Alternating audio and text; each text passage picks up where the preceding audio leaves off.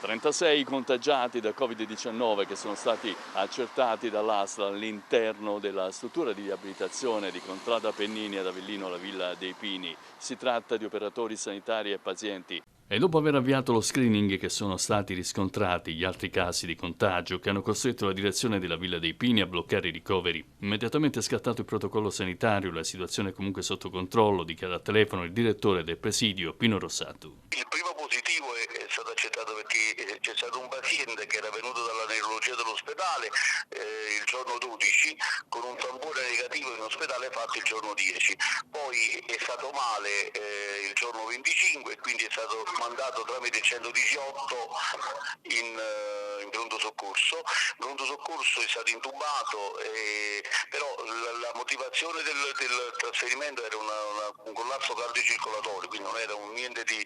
però l'ospedale ha fatto il tampone, il risultato positivo e ci hanno avvertito. Quindi sul tampone positivo di un paziente trasferito è scattata da noi la regola di poter fare tamponi a tutto il personale e a tutti i pazienti che stavano in riabilitazione.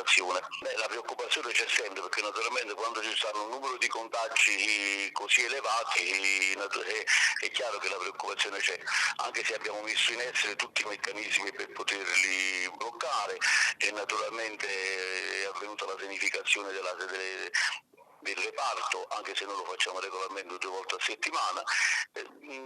Non è allarmante come tipo di sintomatologia perché molti sono pazienti asintomatici e negativi, una parte sono sintomatici, sono positivi ma asintomatici, quindi fondamentalmente potrebbero benissimo essere curati a casa senza possibilità di ricovero, e solo 2 sono positivi e sintomatici, però stamattina stavano bene, hanno passato una buona notte, non hanno temperatura, sì, i sintomi sono abbastanza lievi. Ecco.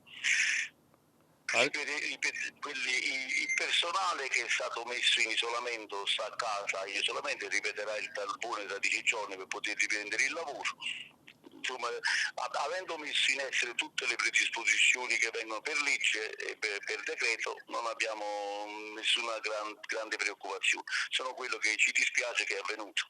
L'attività della struttura comunque sta andando avanti, dottore Rossato. Abbiamo bloccato i ricoveri, la prima cosa abbiamo dovuto bloccare i ricoveri perché avendo dei positivi non possiamo accettare in clinica nuovi ricoveri.